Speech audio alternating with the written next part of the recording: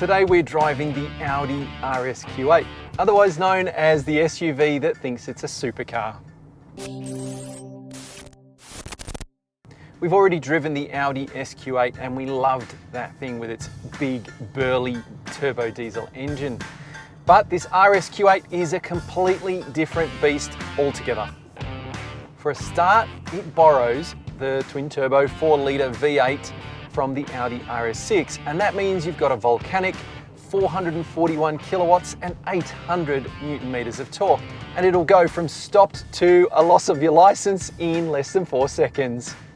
The RSQ8 has all of the extra bits and bobs that were so impressive in the SQ8, like active roll stabilization, which is just amazing.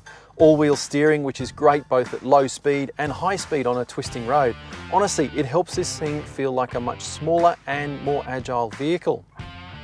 Then there's the ride quality. Even on 22-inch alloys, it is crazy impressive. And you can adjust it too. You can make it nice and soft and squishy when you're running around town with the family, or firm it up if you found yourself on a racetrack and need to get around it in a hurry. But let's talk about the thrust from the engine. I mean, this thing has a whopper of an engine and it feels incredibly strong and quick, but it's also very easy to drive. It never ever feels like it's straining at the leash. But give it a poke and it charges like a wounded bull. But there is a real lack of involvement in the doings of the thing, and you feel more like you're clinging on as it charges off towards the horizon. And you don't get that ultimate sort of butterflies in the stomach sense of acceleration as you do in the RS6. Here on the inside, like the SQ8 we drove a couple of weeks ago, there's lots of sort of gloss materials used.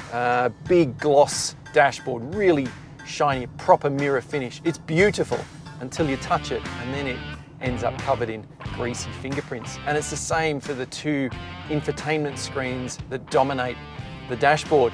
They are fantastic, haptic touch buttons. It works really well, but it does get covered in greasy fingerprints really quickly. So I guess the solution is maybe drive around wearing gloves. There's plenty of room in the front and the back of the RSQ8. It's really comfortable, and there's heaps of boot space too.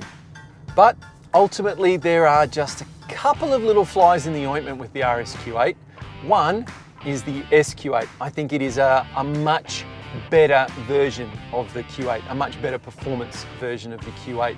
I'm a big fan of that burly diesel engine. It's also cheaper. And I don't think the RSQ8 adds that much more to the SQ8.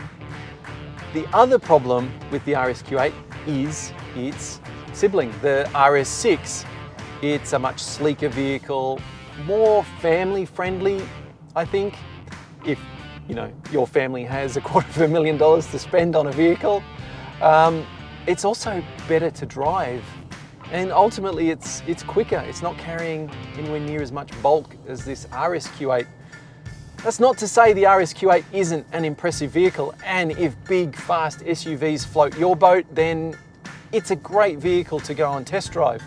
But for me, SQ8 is a better vehicle, and the RS6 is a better RS vehicle.